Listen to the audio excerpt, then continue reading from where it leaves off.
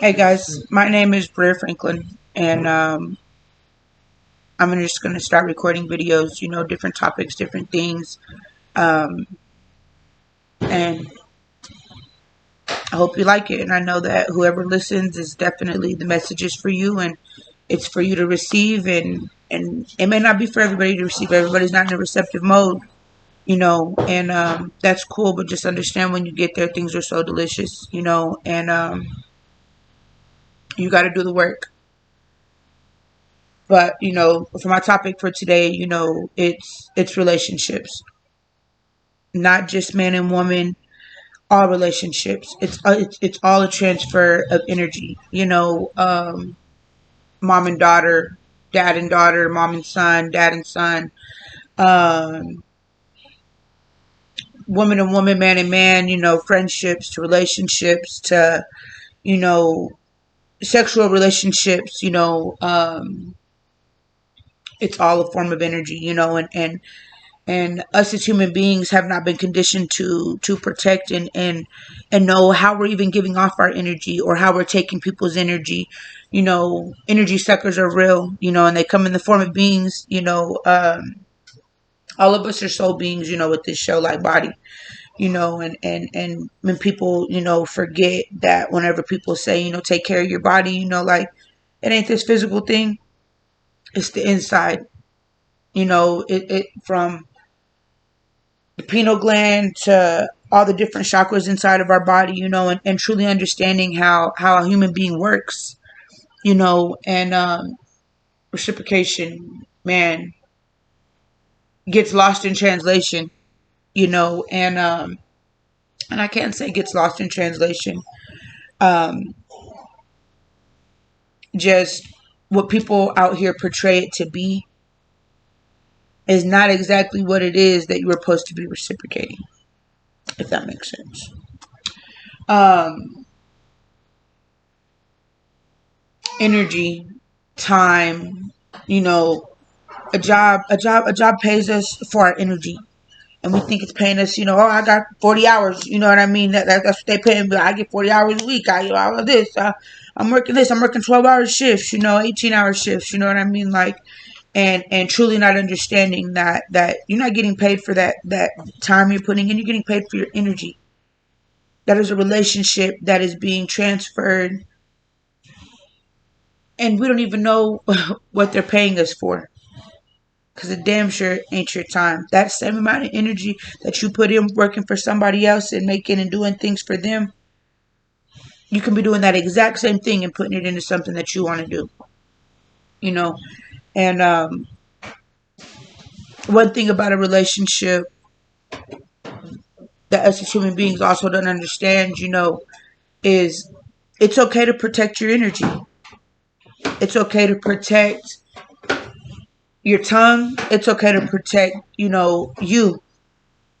And what I mean by protect, I don't mean, oh, someone's physically harming me. I'm talking about truly protecting your inner being, and choosing what conversations you engage with, choosing, what activities you engage with, choosing who you allow to be around your energy, you know. So, for instance, myself, it's been this way my entire life, you know. I can go places and I can already see the uncomfortableness in people, just by me just walking in a room, and not saying that I'm the shit or I'm this or I'm that, but no, but I am aware of the energy that follows me, that is around me, like in being young and not even understanding that energy, but understanding and seeing everybody kind of react and move, like, and how I can hold a crowd, or how I can hold a conversation with somebody, and being younger and not understanding the gift that I had, and truly understanding it, you know what I mean? Like, and just out here, you know what I mean? Like, and getting further and further away from what it is that I'm truly put out here to do, And, but that was my relationship with self that I have been working on these past 4 years.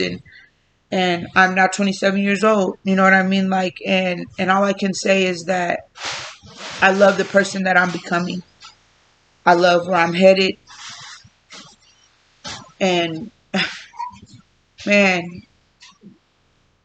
from the way I look at a lot of things in life, that I remember at one point in time I couldn't even swallow it. It was considered a red pill to me, and didn't know how to. And I can't even say I couldn't swallow it, but like didn't know how to react. Was out here truly reacting off of feelings and emotions, and that ain't the way to go. Like my ego truly having a hold of me, and as part of my growth, like humility, vulnerability, things that I thought were considered weakness, like at one point in time are not, and it's strength, it's true strength, in in myself. You know what I mean? Like, and understanding that, and I remember growing up, so my first daughter, I had her at 16. And, well, 16 turning 17. I just turned 17 in March, had her August 29th. She's now 10 years old. And I consider her a miracle baby. I cried every day of her relationship being inside of me and growing. And I'm supposed to be giving her love. And, everything I felt, she felt. And she is the most happiest little girl, sweetest person I have ever met. And her mama a little crazy. I be going through some things, and let's just say, the last 4 years has been getting better, but there's a lot of years out here, I was unhinged and, unstable and just no type of stability for my child or my poor baby, like to think about, the public toxins that we put our children in and aren't even aware of it. Like, and then all these medical diagnoses that they want to, throw at us and give us and give to our kids, when really, we can change it by the stability that we give them, and it's also taking ownership, definitely, and breaking generational curses. They say it's the black sheep that breaks generational curses. And I had to think about that. I'm like, why is that? Like, how come, the one who's, following along the path and doing what it is that, apparently that their generation tells them they need to be doing, you know, um, a black sheep is only considered a black sheep because they're considering that it's a possibility that everything that I have been shown my entire life, that not that it's a lie or that it's no truth to it, but it's a possibility that it's even just another way of doing life and functioning and, and growing and truly understanding the reciprocation between a relationship between you and another individual, another soul being, because we are all soul beings out here. And that's another thing that we fail to miss, being down here in 3D realm. You know what I mean? Like, us as human beings, like, people out here aren't even genuinely just making good people. You know what I mean? Like, what's right is right and what's wrong is wrong. Like, a lot of people have been out here conditioned, especially, my black people, and my Hispanic. I'm half black and half Hispanic. And both sides have had, these form of conditions that are false premises, you know what I mean? Like, and thinking that, it's supposed to be like this because I said so. And, but no, it doesn't have to be like that, and for a lot of years that I could see see how that was what it was supposed to be, like, and but I don't want to put those false premises onto my children, like, and I remember, you know, the way I used to look at pregnancy, the way that I was conditioned to look at pregnancy, my family, the way we've been conditioned to look, oh, you're pregnant, life's over with.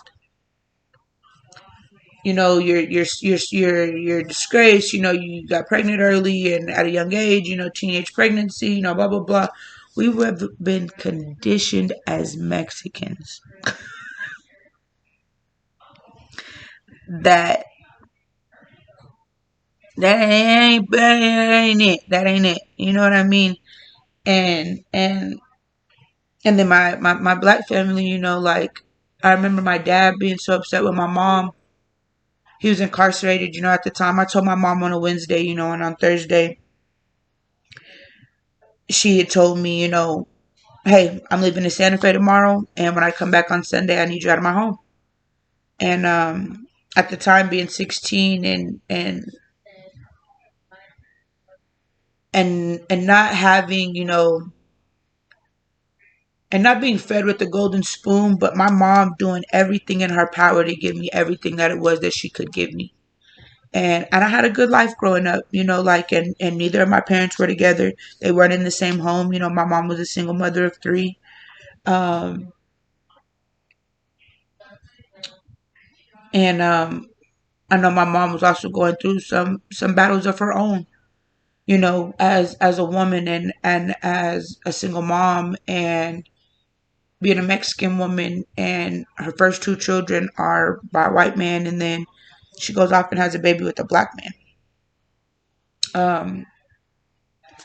Then not understanding the controversy, but it was a thing. Nowadays, it says yellow people everywhere, and we're beautiful. And nothing's wrong with us, but being conditioned that, that ain't what you do, and on both sides, vice versa, you know what I mean? Like, for a black man to consider, oh, this white woman, of so much better than a black woman, like, but no, like, on false premises, like, and I get it, like, how it's been passed down, like, they told me I couldn't have that, so I got it, like, so seems like a form of a trophy, and it's not. I believe that, and I just remember, how my mom told me, my Mexican family made her feel about to have a negrito baby, and coming from a gringo, and and you go to a nigga, how you're losing, how it seemed like she was losing, and the man, I just remember, just the little things growing up, on both sides. I was never black enough, I was never Mexican enough, and got made fun of on both sides, you know what I mean? Like, and but it's made me who I am. And us as yellow people, and I call us yellow people, because we go through our own battles, you know what I mean? That a black person and a Mexican person and a white person, just like they all go through their own battles, just like we're our own race, like, and but I'm thankful for that. I'm thankful for how my parents have taught me to look at it. Like, look, baby, like I said, then whenever, we were coming out here, we were considered black. And it's not that no more, well, yellow people is everywhere. It's like 10 of us in a class now. You know what I mean? Like, whenever they used to say we was the black kid in the class. And but understanding all of that, understanding, and having to go through that. And these are public toxins that are being thrown at you and put upon you as a child. You know what I mean? Like, and being able to not hold on to that. Because I can see how it's real easy to, to form a hatred, to form, a layer, a callus, of a situation, of, these moments that we're unable to forget, as human beings. And I remember my dad, when he came home and he found out that my mom had put me out and I've been on my own, you know, and going to high school and having a full-time job. I just always thankful that I took care of my business in my freshman and my sophomore year, and not knowing where I was going to be 2 years from then. You know what I mean? Like, but just knowing, hey, I want to get out of school early, so if I take care of my business my freshman and sophomore year, I can get out of school at 12. I can get out of school at 1, and not being able to accept my full ride scholarship to TCU, in volleyball, and just feeling such a disappointment, and I remember my dad was so pissed because he was like, he came home from prison and had told me, you need to come back home. Us as black people, we don't do this shit. Just because you have a baby don't mean we just disown you and we stop taking care of you. But not understanding that was the best thing that happened to me. My mom telling me that I have to get out and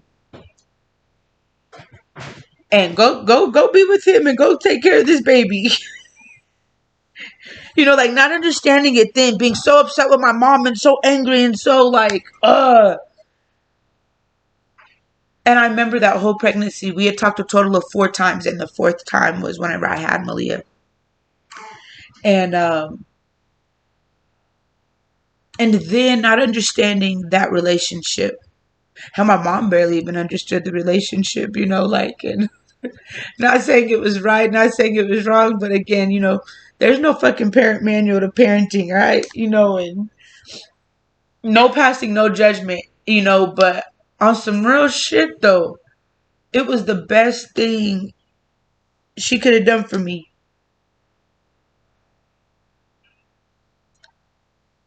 Before I've ventured out onto my own, and I say before I ventured out onto my own, like I had chose it, I had been thinking about quitting my full-time job and my 401k, my health benefits, of what we've been conditioned to think that this is an American dream. I had twin boys and I had them 3 months early. And my boss, one of my really good friends, my doctor,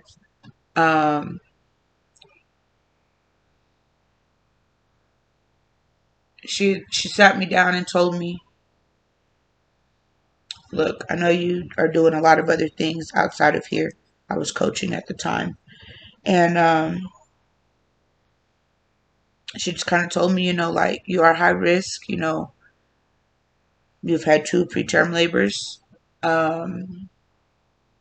And so you're prone to preterm labor, and now that we've found out that there's 2 in there, I will put you on bed rest, and thinking then that I had to stop everything that it was that was truly filling up my cup.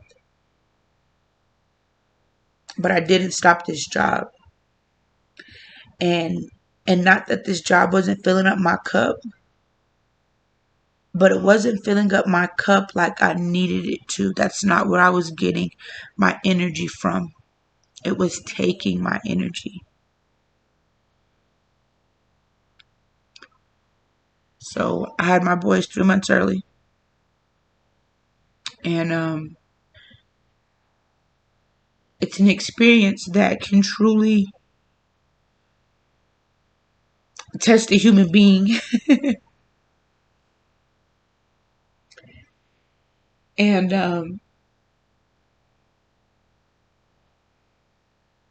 understand, when I had my 10-year-old, at first I didn't have a pot to piss in or a window to throw it out of, And me finding out, with my 4th pregnancy, I have a 10-year-old and a 6-year-old, and I'm about to have 2 babies at once. And I have this thought in my brain, like I don't want another kid. I'm gonna have another girl. and understand, ain't nothing wrong with girls. Um, so I'm the third girl in my family on my dad's side. My dad is the youngest of 5 men, and let's just say I'm a little bit of a brute. I am a tomboy, and my girls have definitely taught me how to be a girl, but just like it's hard. It's hard sometimes, for me, and you'd think you're a girl, you tripping, and it's not as hard as I may, make it seem, but I was just like, I don't want to do another hit. And moms, I know y'all feel me, alright?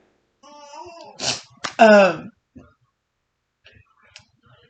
and I got blessed with two boys at the same time, you know, um, but the experience itself just showed me and taught me that it didn't matter. It didn't matter me thinking that I had to do this thing that was gonna provide for my family or this and that. I can't stop. I can't not go to work. And I've always had more than one job, thinking that's what I needed to survive. That's what I needed to make ends meet. And pushing for an 8 to 5. And that's not what it's about. An 8 to 5.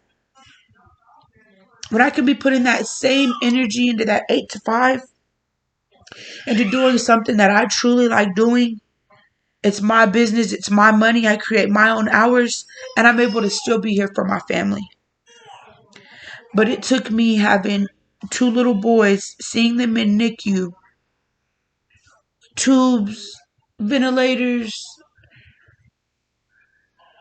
all types of stuff, on this baby that is 2 pounds and 6 ounces, 2 pounds and 7 ounces.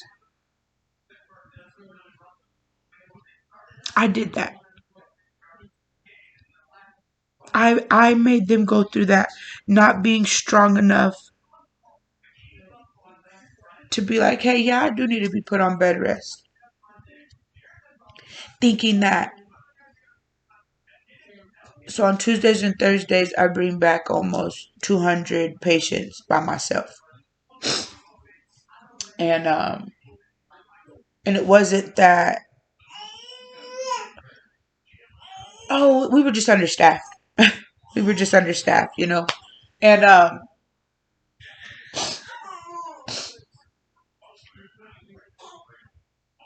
caring so much about others as to why I needed to do it, and as to, like why I cannot go to work, and it had nothing to do with that. It had nothing to do with none of that. And you're replaceable. We're replaceable, especially when it comes to a job. I remember, um, so when I had the boys, I went into work that morning, checked in my first 5 patients, and told my doctor, who is also my boss at the time, and my nurse, hey, I kind of had a rough night, I was just wondering maybe I can get my progesterone shot early, I normally get it on Wednesdays. I mean Thursdays, but I was wondering if I can get it on Wednesday. And they're like, yeah, I'm sure, well, she wanted to check me. I was 26 and 5.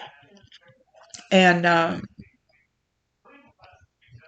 so patient came out of a room, and she was just like, you go in there, get waist down. We're going to come in and check you and go from there. All right. She comes in, and I had dilated to a 5. I was 80% active labor. And yeah. So I didn't drive that day. Um, I called up Quinn and told him what was going on. And I'm sitting here thinking, hey, we're going to be on bed rest for a couple of weeks, right? And then this is what she said. She's going to try to keep me as pregnant as long as she can. And it get to the third floor labor and delivery, and I remember my stepmom, coming in that evening, after my little brother's practice, and we were talking about her job, and as long as I've known this woman, she's a small town, little bitty old Mexican girl, 5 foot nothing, but real hot tamale boy. But she, she's a feisty one, but she's a hard worker, and as long as I've known her, I met her when I was 10, and turning 10, so I met her when I was 9, turning 10, and she has always busted her ass. She's a wonderful mom, and she Mexican. My stepmom, work her ass off, always having more than one or two jobs, and just to do what it is that she wants to do, and I've always commended her on that, and of course, being a wonderful mom, and but I'm thankful for my little brothers and sisters, to have had her in their life, and she was a young mama too. And again, like I said, there's no teaching manual to parenting, but she was telling me about how she'd been working at this clinic, and she was getting ready to stop. She was going through some things, with her and my little brother, and she just had felt like, being at work was not where she was supposed to have been at the time, and she just needed to be at home. She needed to be there for her family, and so she cut back on some of her jobs, cut back on some of her hours, and I remember her feeling like, you know, the unknowing is scary. Like, I'm not gonna have all three of these jobs. Like,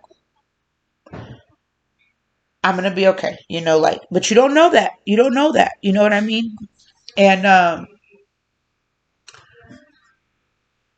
she said when she left that they had to hire two people to do what it was she was doing.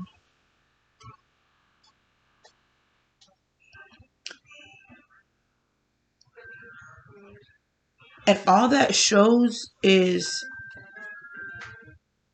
we are irreplaceable. No matter how irreplaceable we think that we aren't, we are replaceable. Especially in those false premises.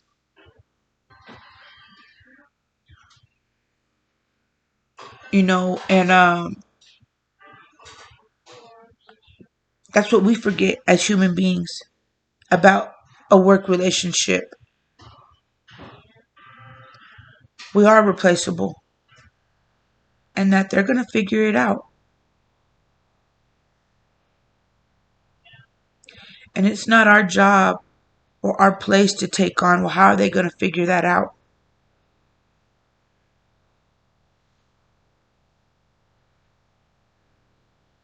And but when you're there, it's hard. It's hard to see anything else. Like, I need my job. Like, and they need me, and blah blah. Well, maybe you need your damn self. You know what I mean? And that says a lot. That says a lot. And not only are do we think that we can't be replaced, but they're paying us for our energy. I was going to work doing my clinics, and I'd come home. I didn't even want to look at my kids. I didn't want to look at my man. I didn't want to cook. I didn't want nothing. But that's not fair to those relationships.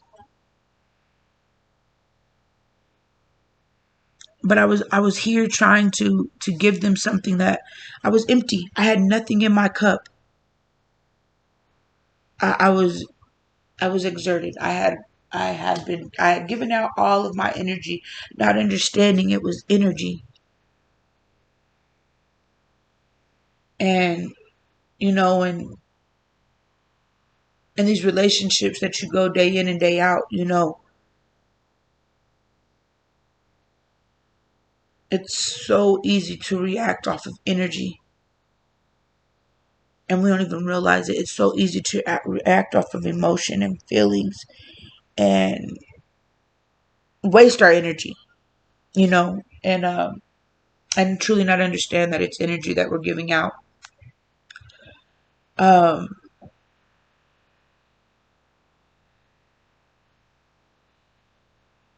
but if you haven't got anything kind of gotten everywhere, you know, hearing my talk today, but if you learn anything and take anything from this video, just understand that it's okay to start caring about how you feel, who you allow around you, what situations you allow yourself to be in. It's okay to say no.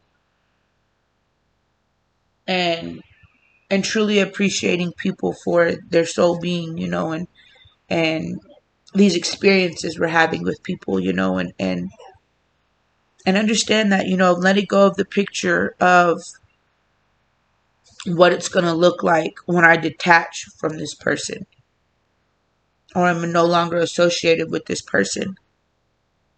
You know, let go of that picture. You know, that picture keeps a lot of people in a lot of messed up situations where, you know, it's grown to be their comfort zone, you know, but it ain't so comfortable. Um, but I'm signing off. Let me do this call. And I'll see you again tomorrow. As for my first video, I'll let y'all.